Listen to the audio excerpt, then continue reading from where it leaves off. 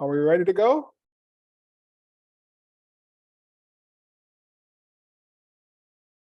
Perfect. Well, good morning, everybody. Those who may be in a different location, maybe on the West Coast, we know it's a different time zone in certain spaces, but you have joined us nevertheless. And we're here for this really important discussion today on more than a second chance, ongoing opportunity and equity. My name is Andre Ward. I'm the Associate Vice President of the David Rothenberg Center for Public Policy here at the Fortune Society. We've been around for about 55 years, offering reentry and advocacy support services to people who have been impacted by the criminal legal system, and certainly look forward to have this discussion. As we know, in April is considered Second Chance Month. We at the Fortune Society, however, we realize that some of the people, many of whom come to our doors, may not have had necessarily a first chance. Hence, the reason why we're saying more than a second chance, ongoing opportunities for equity. And so we're joined by our various panelists here today, our esteemed panelists, in fact, who have taken the time out to want to be a part of this discussion and find this discussion equally as important. You know, we know as a broader kind of introduction, and as we go into this, that overcoming barriers to employment, education, and housing are paramount to successful reintegration. And through innovative direct services and advocacy, the Fortune Society helps individuals and justice involved rebuild their lives. And again, as I mentioned earlier, while the term second chance undoubtedly has strong positive connotation for many, it also has a double-edged effect that contributes to the language problems surrounding criminal justice, those caught up in mass incarceration, and the underprivileged communities that make up the majority of our prisons and jails. And so numerous advocacy groups and community justice organizations continue to use the term second chance in their names, program titles, written materials, yet language, both written and visual, is far from being arbitrary or neutral. Rather, it forms the perceptions and attitudes that fuel our social policies and everyday practices. We will open up the chat for some comments a little bit later on, and you can submit your questions through the Q&A button. So let's jump into this very, very important conversation. Really excited here. And so what I'd like to do is take a few minutes for each of our panelists to tell us a little something about themselves, although I'm sure it's more than a lot. And so we're asking folks to take a few minutes. And I'll start with Dr. Paula, and the correct pronunciation of the last name, Paula, as I always get it wrong, and apologies for that. But Dr. Paula joins us as well. She's a qualitative research methodologist at the Center for Policing Equity. And so, a little bit about yourself.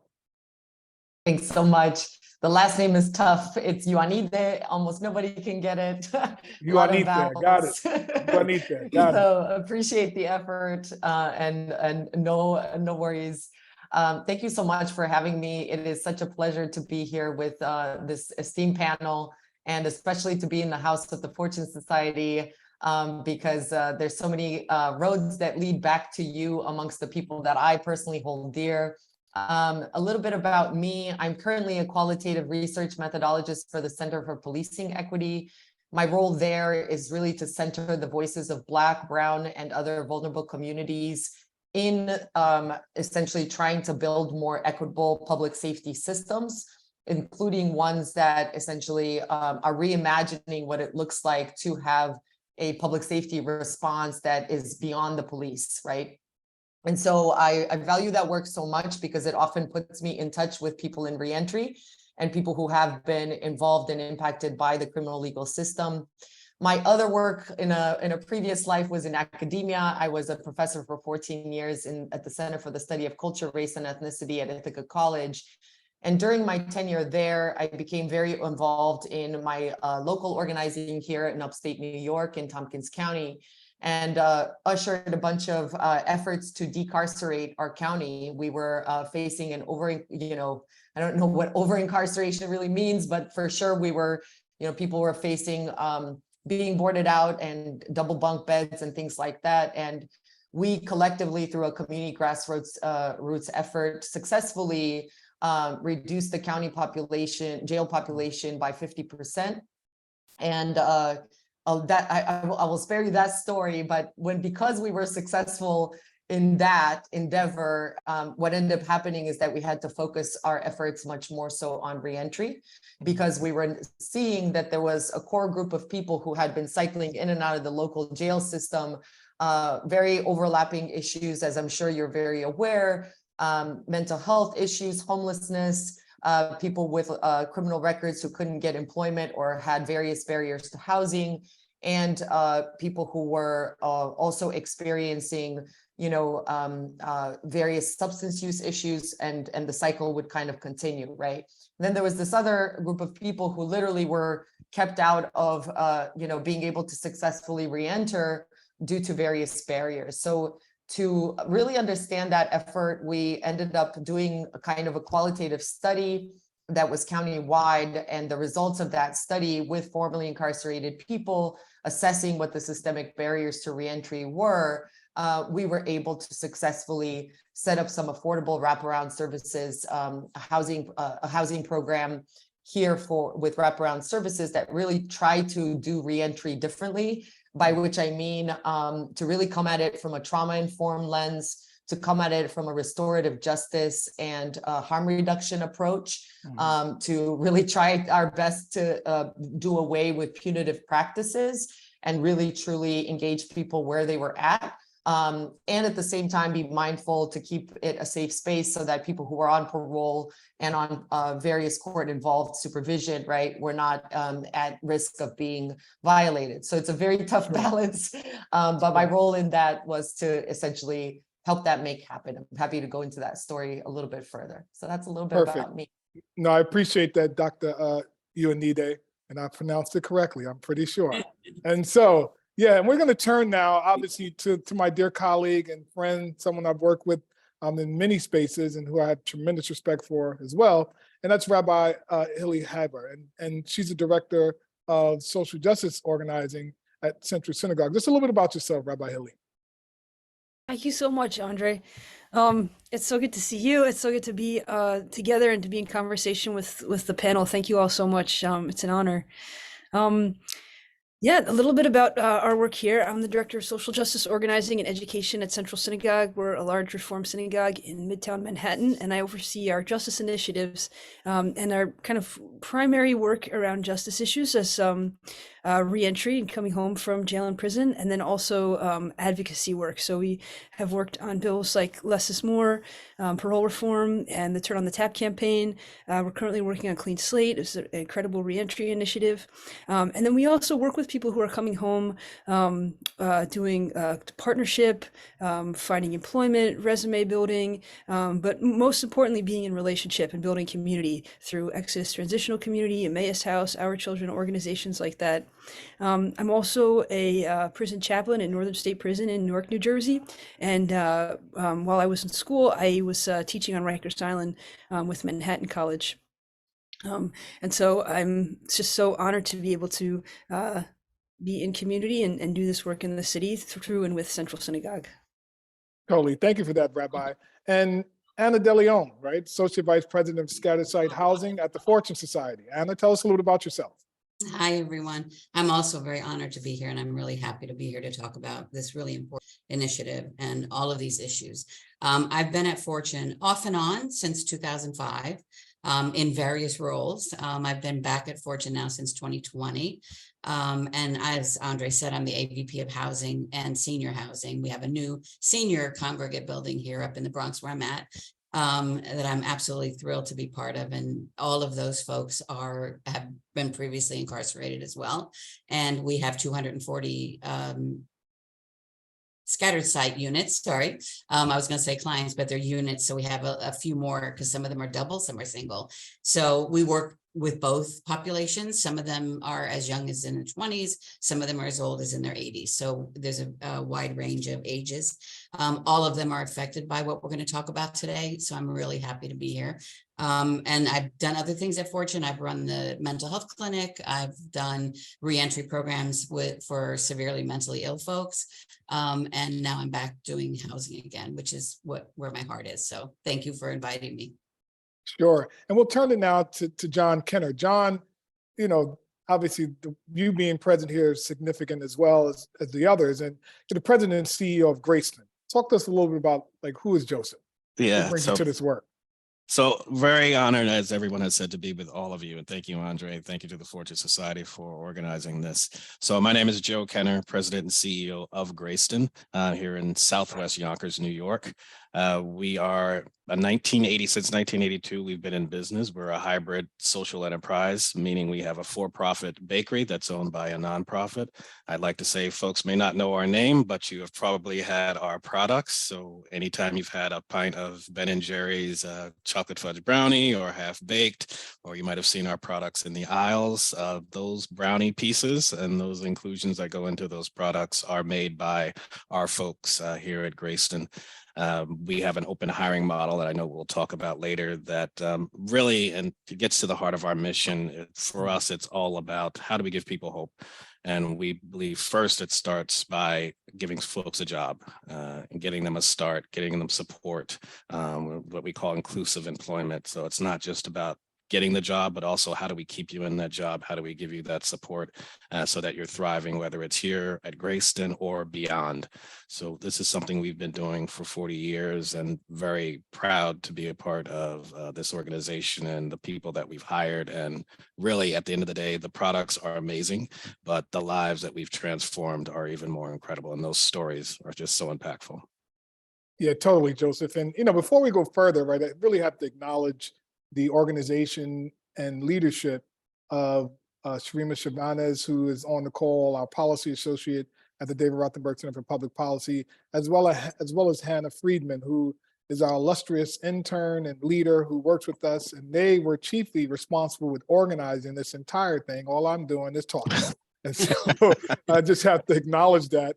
So let's jump into it, right, with these questions, because it's significant, right? I think we prefaced our conversation by talking about how, some use the term second chances, others may look at it a little differently, considering some may not have been given a first chance to begin with.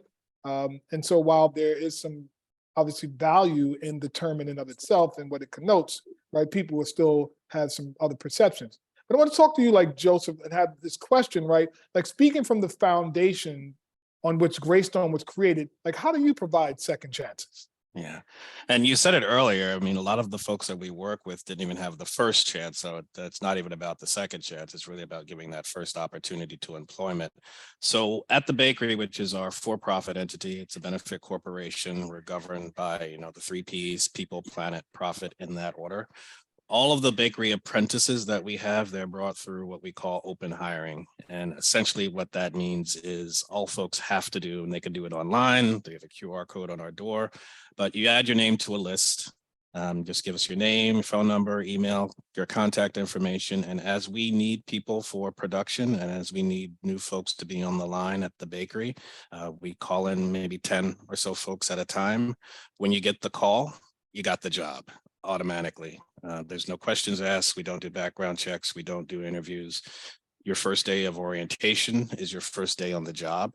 That's your first day earning a salary, your first day having access to benefits, 401k, there's a union, and we train you in what it means to be a baker. You're working on our line, you're working in our pack room, you're working in the back.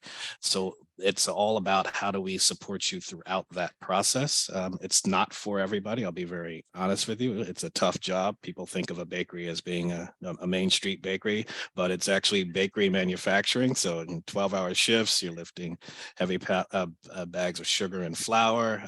You're standing. It could be pretty monotonous, but it's a great opportunity for someone who's resolved that, hey, I want to be successful. I want to take care of myself. I want to take care of my family. I'm ready to learn something that will help me get to the next level. And what we do is we provide you with that opportunity. And very proud to say, within the bakery, we've now promoted about 20 people in this past year. So it's not unusual to have a former baker working in supply chain, a former baker working in maintenance. 3 of our 5 supervisors are former bakers. And when you look at the organization itself, 120 or so employees, 82% are open hires. So the lion's share of our employees at the bakery are open hires, and they're people that had a background of some sort with criminal justice, probably 30 to 50%, depending on when you do the study. people that have had lack education or work experience. We have Afghan refugees working here. So you name the barrier, you name the blockage that keeps folks from entering the economic mainstream, they're working here. But at the end of the day, they're good people. They just want that opportunity. They just want to demonstrate that. And through open hiring, we've been doing this for now 41 years. We've been providing that opportunity to many folks and changing their lives as well as the families and the communities they live in. You're muted, Andre. Yeah, no, just make sure there's some background stuff happening there. So thanks for that, Joseph. And so Anna, turning to you, like following the current trajectory of the Communities Not Cages bills, like specifically the Second Look Act and the current uproar around bail reform, like what opportunity for change do these bills present, and how would they have changed your life if implemented sooner? So this is really an important question for me.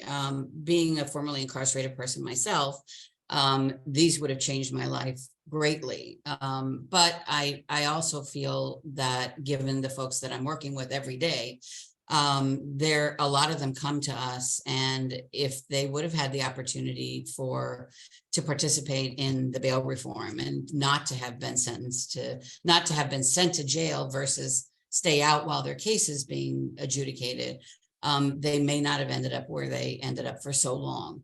And a lot of our folks spent 30, 40 years in prison for crimes that today they would not have spent even half that amount of time. We have a specific program that was geared toward Rockefeller drug law violators, and that's no longer in policy. And now we're searching for folks.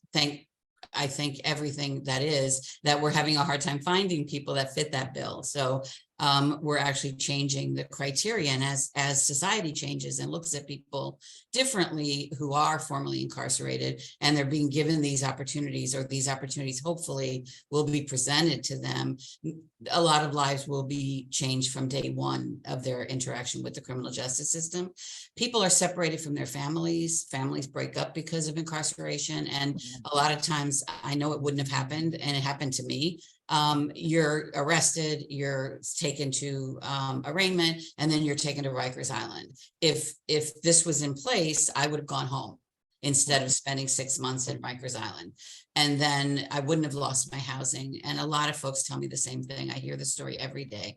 People lose their housing, they lose their job, they lose contact with their family. So this is going to be an awesome opportunity for people not to have that great just overhauling their entire life, and actually stay and have things stay in place. Even if they are incarcerated, it gives them time to get things in order. And now a lot of people who can't afford an attorney, or can't afford a paid attorney, I should say, and who don't have money for bail, which is all of the people that we serve, they don't have that opportunity to go and get their things in order and then to go and do it if they have to serve time. So this gives me great hope that this is going to be the case going forward. And that we'll see less and less people that are spending great amounts of time in prison. I mean, New York has a huge number of people doing life sentences, and we have, I think it's like over 4,000 people who are serving more than 20 to 30-year sentences as we speak. So the Second Look Act is going to be crucial in getting some of those folks out sooner. So I'm very hopeful when I read things like this, when I hear about things, and the fact that we're talking about it today is really, it just gives me great hope. And it definitely would have changed my life. And I know it would change a lot of the lives of the people that I see every day. And speaking of hope, we'll transition now to Rabbi Hilly, right?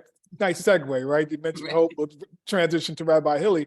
And Rabbi Hilly, drawing from your work teaching at Rikers Island, like what role can faith have in a person's reentry journey? Thanks, Andre. I've been loving listening to everyone's answers, so thank you. And I've seen kind of firsthand the impact of Grayston Bakery, so it's really an honor to be on the call with you, Joseph.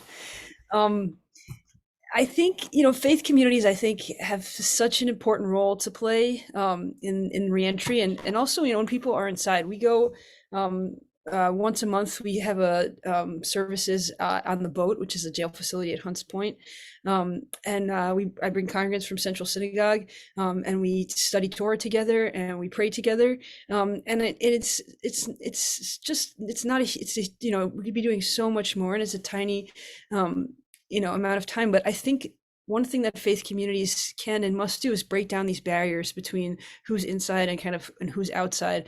And I believe that if more people are going inside and visiting and praying together and being in community, then it will show just how porous those barriers can be. And when people come home, they will have people that they know already. They'll have relationships, they'll have communities they can call on, anchors they can work with to find a job, to ease some of those barriers to transitioning back. So I think that's one thing faith communities must do, is that we have this this kind of ability to kind of move in and out of certain spaces, and break down certain barriers as people of faith.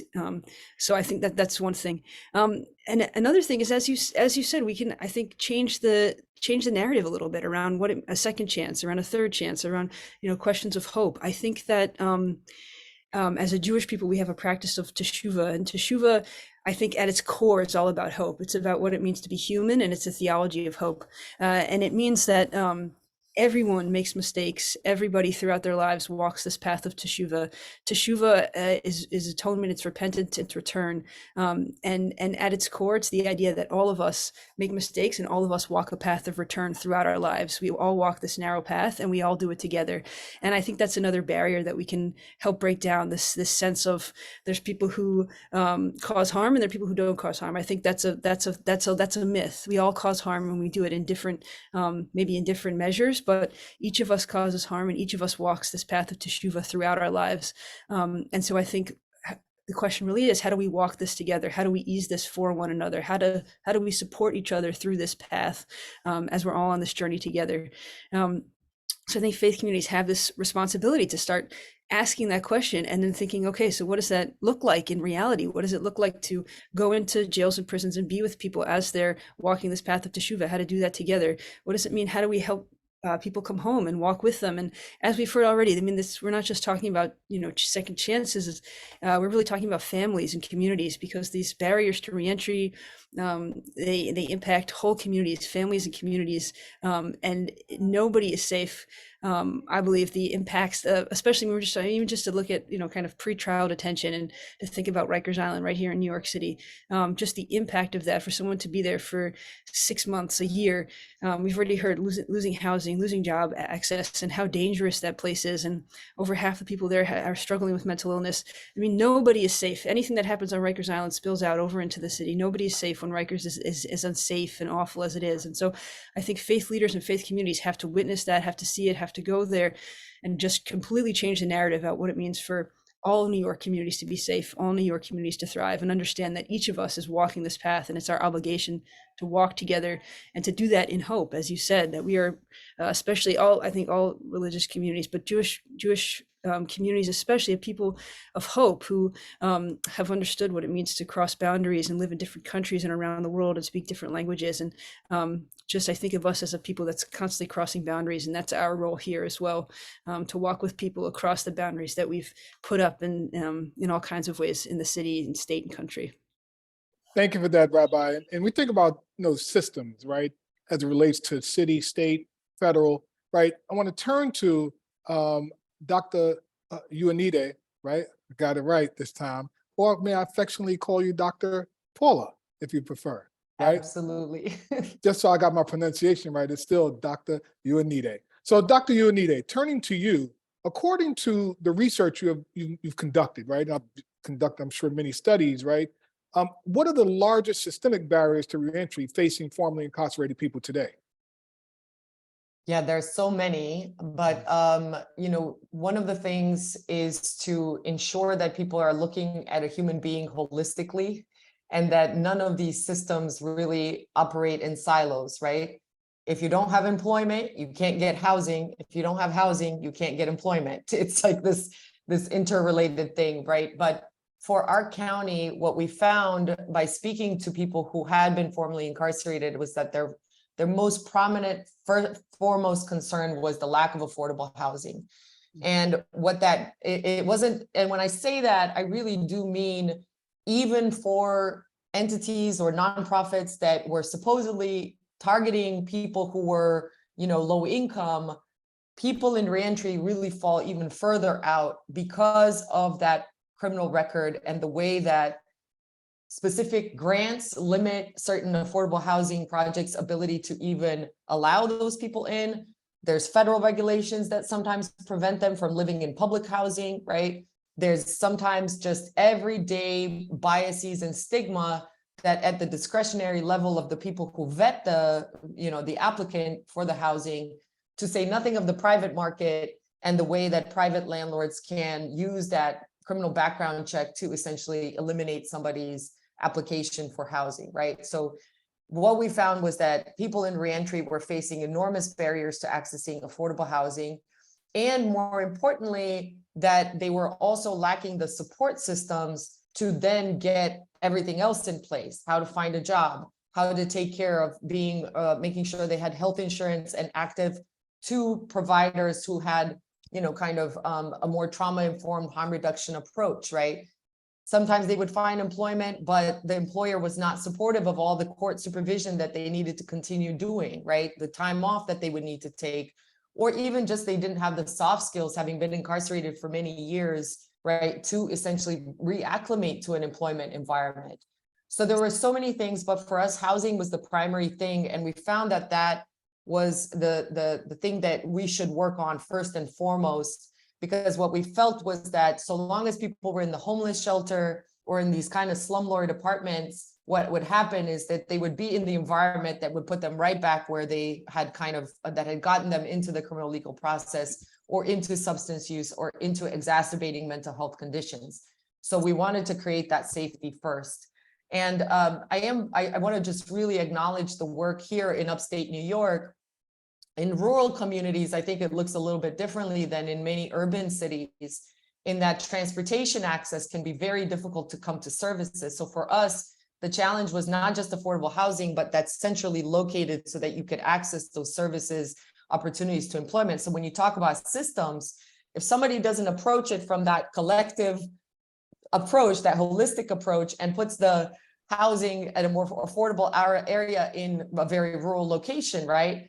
What ends up happening is that you might not have a bus that ever comes to the services, and now you've isolated that person, even though they have housing. So it's a very confluence of factors that people in reentry need to kind of have available to them. So very proud of the nonprofits that work together here locally in upstate New York. We really were looking to set up a model that could be replicated in other rural locations, because we felt we understood that kind of confluence of factors, that rural locales are a little bit different than urban centers. If you're interested in looking up the program, it's called the Sunflower Houses. It's run and operated by a nonprofit called OAR, but it was in partnership with another two organizations, one a housing organization, INHS, and another one, Ultimate Reentry Opportunity, that was really looking to create this collaboration across the number of stakeholders.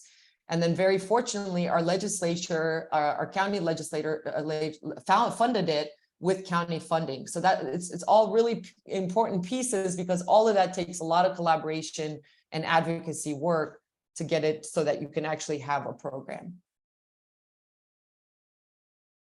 Absolutely. And want to turn to you, Joseph, right? Grayston is dedicated to a sustainable, as you describe it, a sustainable corporate concept of linked prosperity, which is as innovative and sound as Grayston is innovative in and of itself, right? In the work that it does, right? And so, like, what does that concept, what that idea mean?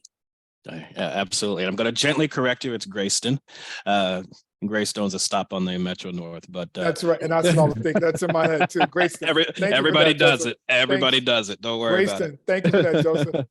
But I do want to riff off a couple of things that were said by Rabbi Hilly and Dr. Ayanide, and particularly Rabbi Hilly was talking about Teshuvah and how we're all on this kind of path towards return. In the Christian faith, we would call it redemption, particularly when it comes to open hiring. We don't care about your past. It's all about your future and how can we invest in that.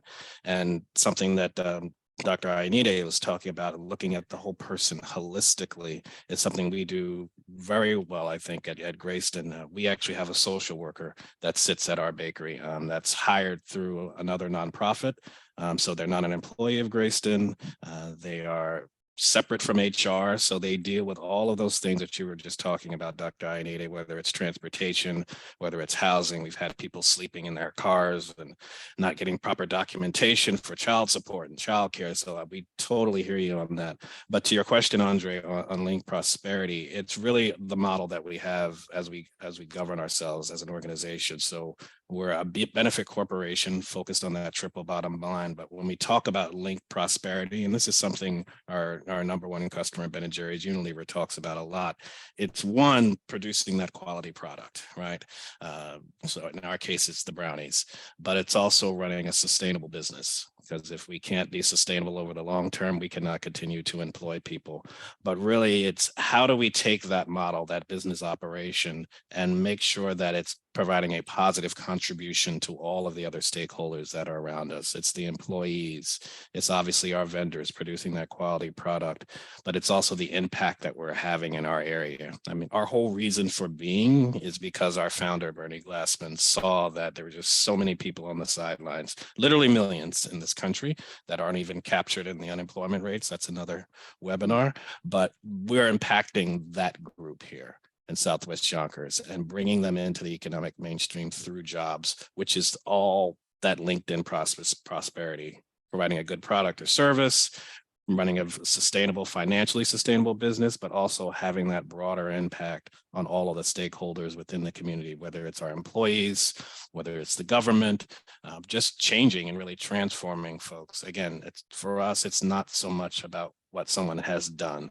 It's really, what can you do for this organization? How can you better yourself? And how can we give you the tools, whether it's through our social worker that we call a resource support specialist, or maybe it's just, learning Excel or learning how to deal with conflict. All of those things that we might take for granted. A lot of folks need those tools because they didn't have the social capital that many of us might have had to get us on the path that we're on. So how can we help you get on that path, or the path to return, as the rabbi said already? Absolutely. And some people who even had a source of means still need support with conflict resolution and all kind of other things. That's another webinar too. Exactly. But turning to you, Dr. Ionita, right? Just thinking about what Joseph has mentioned, right? And we believe that Grayston obviously embodies what second chance really looks like in action and in real time. But are second chances best given from a legislative standpoint, a community-based standpoint, or is there a perfect combination of the two that should be applied? I'm still working on figuring out how to get the perfect combination. If anyone has the secret sauce, I would love to hear it. But it absolutely has to be a combination in my view. And going back to something Anna said earlier about the significance of bail reform, I cannot tell you the difference that made in our decarceration efforts. I mean, we were dealing with an over capacity jail for people who were doing minor things, but because they had priors, they were cycling in, right? And that was the only place they could cycle in and out of. With bail reform, we had the opportunity to keep people out. We had the opportunity to redirect county efforts towards alternatives to incarceration, towards diversion programs, all of them imperfect, but better than, cycling people in and out of jail, right? And it really allowed us to strengthen the community awareness and coordination amongst nonprofits who are serving people in reentry, right? So that we could actually do much more work on preventative stuff, right? So long as bail reform as a legislative standpoint wasn't there, I can tell you we were just putting out fires all the time because basically we were always in crisis response, right? I was just visiting California, a former state where I spent a lot of my time, and they haven't had bail reform there. And I can tell you that people are still getting locked up, being detained for very low-level misdemeanors that really nobody has the business of being actually sent into detention for, right? But if you're still dealing with cash bail, the inequities there, if you're still dealing with the fact that can completely upend your life, a piece of legislation like bail reform and the kind of robust bail reform that we've had that unfortunately got somewhat rolled back, right? But essentially that was a major lifeline. I can talk about many other legislative efforts that have been mentioned here that are just as significant to the impact that people are facing. But that community standpoint is also so important, because you can have the legislative piece, but to go back to something that Rabbi Hilly said, that love, that trust, that support, that sense that you belong and you have purpose is in some way the spiritual core of what holds this work together, right? And if you don't have that, and you don't have ongoing education about the intergenerational effects of these traumas and how they can continue to cycle in and out of everybody's life, including our own, right? But especially just kind of a societal repercussion, right? Then you've lost kind of, I think, the human component of it, right? The humans humanizing humans, as my partner always says in doing reentry work, right? And thinking about somebody like Richard Rivera, who is a friend of the Fortune Society, locked up 37 years, right? He came out and was ready to go, right? Got to know all the people in reentry locally. Everybody was essentially, has benefited from the relationship work that he has done on the ground to keep that glue together. And I can say that the concept of the sunflower houses and what we ended up producing started with me and him sitting down on a piece of paper and just mapping it out. But it's because we have that love for each other, that connection, that mutual support, that mutual values, right? To try to make something to improve the system. So both are needed, but who knows what the perfect combo is. So thank you for that. Yeah, thank you too. And speaking of needs, right? I want to turn to you, Anna. Like, from your experience, how does housing provide the base of operations for connecting with more opportunities and, in quotes, chances?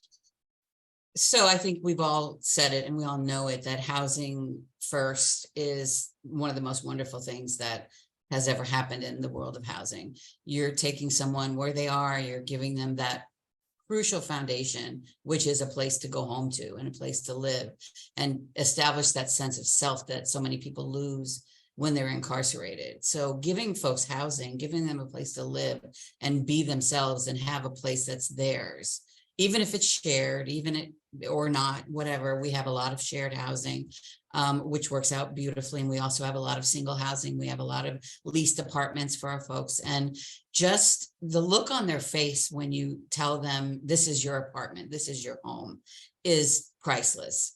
And that's where you start. You get your feet on the ground, you get your foundation set, and then you can go and get a job. You can go and apply for your benefits. You can go and get everything else that's so necessary. But when you don't even have a place to go home to, it's really hard to convince an employer to employ you. And it's also almost impossible to live in a shelter and get a meaningful employment and get in a meaningful job, because if you're not in by 9 o'clock, you lose your bed. If you're not in by whatever time, you lose your bed. So then you have no place to go to get ready for the next day. So you're back at square one again. So providing housing is the most essential. It connects people to healthcare. It connects them to mental health care. It also just gives them, like I said, a sense of themselves and a sense of pride again, that they are rebuilding their lives. So without supportive housing and just housing in general, but the way we provide supports with our housing, that to me is number one in getting people back on the ground and moving forward. Yeah, thank you, Anna. Rabbi Hilly, as you are involved in the work that you do, we know that so many of our loved ones with justice system involvement were never truly, as we mentioned a little bit early on, given a first chance. And so what is your view of second chances from a faith perspective? Again, I know you talked a little bit about that. Joseph mentioned it a little bit, right, about many of the faith traditions of principles that undergird it, right, has all to do with this notion of like redemption and repentance and forgiveness, et cetera. So talk a little bit more about that, Rabbi.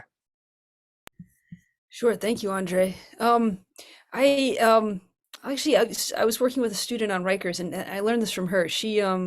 We were working on a paper together, and she was writing about hope, and she wrote that hope is the ability to see beyond where you are.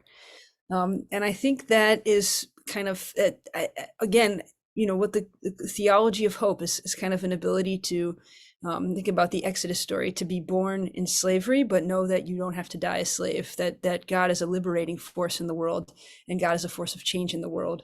And I think that's how faith communities can act also in this conversation, that we can be a source of hope, but also of that kind of change, to help people kind of think about where they want to be, where they are now, and how to get to that place, and kind of see beyond where we are. And I think that's our role when it comes to, talking about policy and community, and our role when we think about what does it mean to be a neighbor and living in a city, and how do we think about policy and our statewide policies. How do we move from where we are and to see ourselves somewhere else, to imagine new ways that we think about people through the law, new ways that we help people come back. And so I think kind of that we can call that prophetic imagination, that faith communities bring that tool of prophetic imagination of helping both individuals, all of us, and cities and states see beyond where we are, to imagine kind of what does a land of promise look like for everyone? How do we increase economic opportunity, allow people to participate, to care for their families, to be in community, and doing all of that together? And so that is all, as we've talked about, it's a question about housing. It's a question about supportive housing. It's a public health question. It's a question about how do we keep one another safe, and questions of safety. We know that the carceral solutions don't work. That's clear across the country. If they did, we were talking about public safety constantly. And so, how do we understand this as a holistic, as we've said on the call already, question about safety and health? And I think that is an act of prophetic imagination, and really pushes us to think beyond, questions of chances and opportunities, though it's the way to start, because people need opportunities right now, and they need ways to enter into the job market and the housing market, and how to do that successfully. But really, it's also a larger question about imagining ourselves beyond where we are, and understanding safety as a community obligation and a community and citywide project. And speaking of larger questions, thank you for that, Rabbi. Speaking of larger questions too, right, Joseph, there's an enormous gap between chance and opportunity, we know, right? And it compels us to really concentrate on an essential query concerning second chance that's actually being left unasked and unexplored. Like, why do you think that is? Yeah, the gap, it's obvious to us. And so let's just be honest. You have this gap because, we have biases, companies have biases, the hiring managers have biases. I just saw in the Q&A there, there's this whole idea with AI now, screening out candidates. You could have a gap in your resume and you get screened out. Has nothing to do with the fact that you might be very much qualified for that job. But there's just these algorithms and our own biases that are put in place that keep us out. So that gap is going to be there because of that, which is why we strongly believe, whether it's open hiring or just some form of inclusive hiring, you have to provide another way for folks to get into employment. Because for us, it's, why give someone a life sentence if they've already served their time, they've already done their contribution, and they're ready, willing, and able to work. Let's give them that opportunity. I don't even like to say chance, because it makes it sound like you're taking this, huge risk. It's opportunity. They're looking for an opportunity. So let's just give that to them. And if it doesn't work out, you move on to the next person. That's the beauty of it. Mm-hmm. And Anna, what can the growing awareness of April as Second Chance Month do for those currently reentering society post-release? So I think everything we spoke, I was looking at that question earlier, and I was thinking about everything we just spoke about.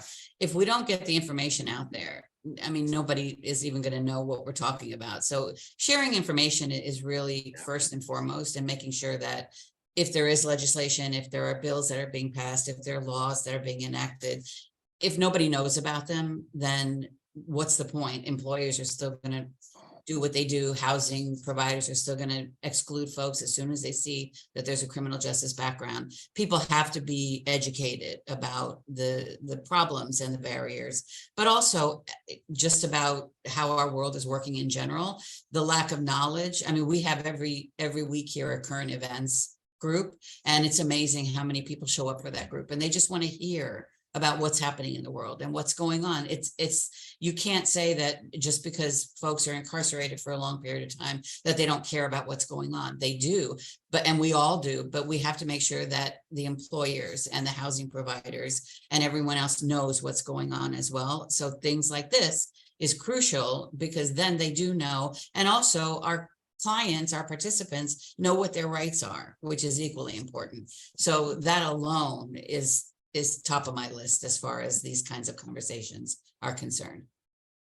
And conversations we're talking about, obviously we're reaching to a point that we had to close this conversation, unfortunately, at some point in the next few minutes or so. But I want to take the time to talk about, I have one question to ask each of you, right, as we wrap this up. And so I'll start with you, Dr. Ayanade, right? What's one thing you'd like viewers to take away from today's town hall? And this will be applied to everyone. We're starting with you, Doctor. Yeah, I think that idea of the prophetic imagination can be thought about at different scales, right? I'm so taken by it. If somebody is formerly incarcerated and listening to this call, right, for me, I think the most important thing is find those networks of support. They exist in your community, but the relationships first have to be built, right? And then people will hopefully, I have found an enormous amount of goodwill, but a lot of it is just getting to the right people who understand this predicament, right? And for those who are on the maybe in higher positions of power, you're a student, you're an academic, you're whatever you are, leverage your resources, whatever they may be, for that structural change, right? And understand that it's absolutely possible to take an idea into fruition if there's kind of goodwill and everybody's willfully lending their resources and talents towards that shared goal, right? I saw it happen here. It really took 5 of us to get this done. And it's amazing what a few people could move structurally in a local community, right? So that's what I'd like people to take away, is scale that prophetic imagination wherever you're at. Totally. Rabbi Hilly, same question. What's one thing you want viewers to take away from today's town hall? Thank you. And Walter Brueggemann, that's where I got prophetic imagination from, so I don't want to take credit. One thing, I think, we're all kind of coming from different sectors of the, different kind of, we have different, we work in different places, we work with different people. And I think just that this is all of our task and all of our responsibility, and this is a holistic, thinking about not even second chances, but just how we care about each other, how we think about each other, how we are all in relationship, whether we acknowledge it or not, that we're all in relationship with one another. What it means to be in community and in as neighbors. And so I'd say think about safety and opportunity, and transformation. That this is we each have a role to play here, and we each have a role to play that begins with reimagining and imagination and being in relationship. And I think that that's just how it's who we are as our theological anthropology. What it means to be human is that we are in relationship with one another, we are connected, and we have an obligation to care for and support one another throughout life and as we each walk this path of return. Anna? So all of that, plus also I would love for people to really learn a lot about what we talked about today, because I feel like the conversations happen in certain circles, but they don't happen broadly enough yet. And I hope that this is one effort that really does reach a lot of people who need to hear it, but also that these conversations are really necessary, because I always tell my participants, and I tell myself, that my incarceration doesn't identify me. It doesn't identify who I am, where I'm going, where I'm at right now. It's something that happened in my life. So I want people to understand that, and that I don't look at you as any different than anyone else. You're someone who needs assistance, you need support. You might have been formerly incarcerated. That's neither here nor there to me. If you don't let it identify you, nobody else can identify you as that. You can build your life into whatever you want to do with it. And that's what I hope people will see, and stop treating people like they are still incarcerated, and give them that true second chance to rebuild their lives. And Joseph? Yeah, I would say, particularly as we're talking about giving opportunity and, second chances to formerly incarcerated and those who are justice involved. I would say, speaking to the business community in particular, how that group needs to change and really just have a mind shift in how we look at employment, how we look at where we find it, and how we do it needs to change. We've been working with The Body Shop, a multinational consumer product company, for the last 5 years, and they've been doing open hiring in their distribution centers and their retail operations. They've attributed their sales increase to open hiring. They've attributed their retention increase to open hiring, and they've also broadened their diversity numbers. So there is a strong business case to be made for hiring this particular population, because you will be rewarded with their loyalty, you'll be rewarded with their productivity, and you'll still get your product and service out the door at the standards you want. So there's a strong business case for this. So I would just ask the business community to really rethink and just relook at how they're doing business. I think we had a question or two in the chat, and so I'll read it. So I applied, and this is Tabor Benedict, one of our dear colleagues and leaders here at Fortune Society, who does some amazing work around addressing housing discrimination. And so he said, I applied to hundreds of jobs after my imprisonment and was constantly ghosted until Fortune algorithms that dehumanize the application process for housing and jobs is getting worse at Fortune. Oh, he just mentioned, this was a comment, right? Could people here please speak about this issue, especially as it impacts people with legal system involvement? And how Tabor's referring to the algorithms, I think Joseph or someone mentioned earlier, that dehumanizes folks. I think you satisfied that question, Joseph, when you read it. Then I think there's another thing he said, thank you everyone for all that you do. Your leadership is inspiring and empowering. Maybe I can end with that, right? So thank you, Tabor, for ending that with us on that note. But really, we want to thank each of you for joining us today for this really important conversation on more than a second chance, ongoing opportunities, and equity, right? Because this is April, this is deemed to be Second Chance Month, although we know it's first chance and second chance every day, not just a month. And so for each of you and your leadership, we really appreciate it. We look forward to have more conversations with you. Look to Fortune to be a support in your various works that you do, and look to us as being a thought partner in some way, and seeing how we can either advance ideas through academia with the doctor, or continue to partner in ways with support to our religious communities who does advocacy work and reentry work, and certainly on the business side at Grayston, not Graystone, at Grayston, thank you, Joseph, right? And seeing how Fortune can partner with you in getting our folk an opportunity to be possibly hired at your organization and your business. So I want to thank you all, and again, thanking Sharima Shivanis, our esteemed policy associate and leader, and Hannah Friedman, our intern who works with us, each of whom organized this entire town hall. Thank you, thank you, thank you so much. And we look forward to talking with you all soon. Be well.